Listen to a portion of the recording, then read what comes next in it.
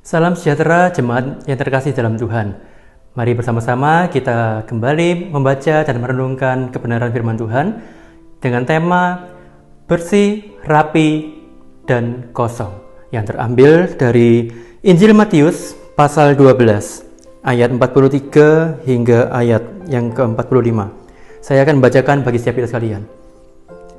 Apabila roh jahat keluar dari manusia, ia pun mengembara ke tempat-tempat yang tandus mencari perhentian, tetapi ia tidak mendapatnya. Lalu ia berkata, "Aku akan kembali ke rumah yang telah kutinggalkan itu." Maka pergilah ia dan mendapati rumah itu kosong, bersih tersapu dan rapi teratur. Lalu ia keluar dan mengajak 7 roh lain yang lebih jahat daripadanya, dan mereka masuk dan berdiam di situ.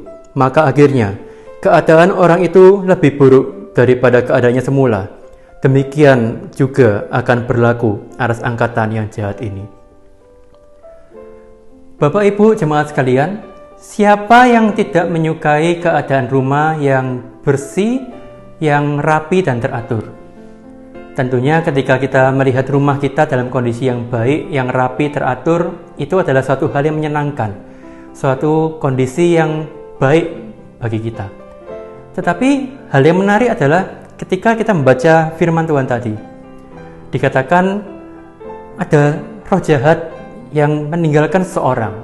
Itu dikatakan dia mencari tempat perhentian tapi tidak mendapatkannya di padang-padang tandus. Lalu dia berkata, "Aku ingin kembali ke rumah tempatku dulu." Dan ketika dia kembali ke sana, dia mendapati rumah tempat yang pernah dia tinggali itu sudah bersih tersapu, rapi, teratur, tertata dengan begitu baik. Tapi hal yang menarik adalah rumah yang bersih dan teratur itu ternyata kosong. Sehingga kemudian roh jahat itu bisa kembali mendiaminya dan bahkan mengajak 7 roh lain bersama-sama dengan dia. Dan itu adalah gambaran orang yang kemudian mengalami kejatuhan kembali dan kemudian hidupnya semakin buruk dibandingkan sebelumnya. Ketika membaca bagian ini, kita mungkin bertanya, apa maksud dari kisah ini? Apakah itu berarti orang yang sudah mengalami pelepasan oleh Tuhan dari kuasa-kuasa kegelapan bisa kemudian dikuasai lagi? Apakah hal itu mungkin terjadi? Mari kita memahami bahwa roh jahat yang ditampilkan dalam kisah ini itu mewakili berbagai bentuk pergumulan, tantangan, permasalahan yang hadir dalam kehidupan kita, yang Tuhan izinkan terjadi. Dan ketika roh jahat itu keluar, katakanlah kita sudah mengalami kebaikan Tuhan, kita sudah mengalami pertolongan Tuhan, sehingga kita bisa mengatasi permasalahan itu. Tetapi bagaimana ketika kita sudah berhasil melewati permasalahan-permasalahan itu? Hal yang baik adalah ketika kita berusaha mengatur kehidupan kita sedemikian rupa menjadi disiplin, tertata dengan baik, kehidupan yang teratur, itu adalah hal yang baik. Tetapi yang menjadi masalah adalah apakah ketika masalah-masalah itu datang kembali dalam kehidupan kita, kita bisa tetap menjaga diri kita tidak kembali jatuh dalam masalah-masalah itu. Banyak orang yang mengatakan, "Aku sudah mengalami pertolongan Tuhan." Tetapi ketika kemudian masalah-masalah itu datang kembali, menyerang dalam kehidupannya, mengganggu dalam kehidupannya, kemudian dia menjadi kecewa, dia menjadi tawar hati. Bukankah Tuhan sudah menolong aku? Kenapa aku masih harus mengalami begini lagi, bahkan lebih parah? Sehingga kemudian akhirnya mereka justru menjauh dari Tuhan. Mereka bahkan kemudian marah kepada Tuhan. Mengapa hal itu bisa terjadi? Firman Tuhan mengatakan kepada kita, bisa terjadi ketika orang tersebut membiarkan hidupnya kosong. Seperti rumah yang sudah tersapu bersih, tertata, rapi, teratur, tapi dalam keadaan kosong. Sehingga kemudian roh jahat itu, masalah-masalah itu datang kembali dan bahkan kemudian menjadikan seseorang itu kondisinya lebih buruk daripada sebelumnya.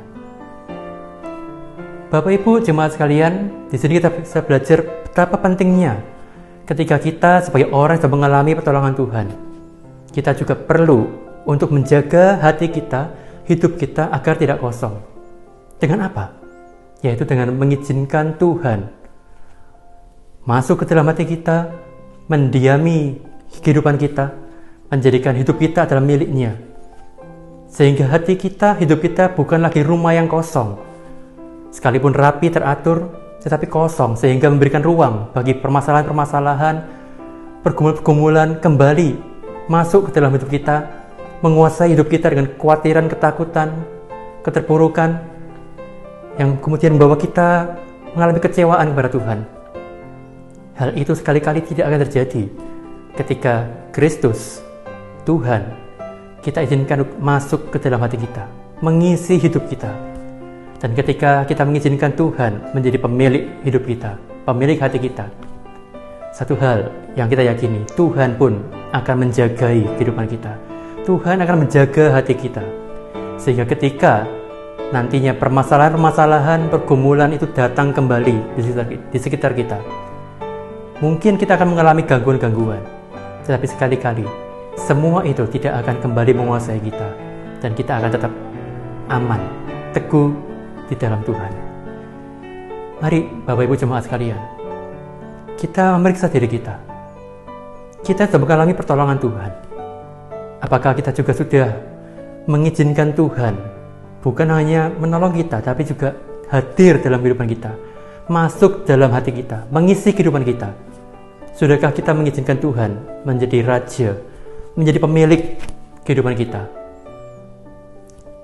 Jikalau belum, mari gunakan kesempatan ini, katakan kepada Tuhan, Tuhan, terima kasih untuk pertolongan-Mu.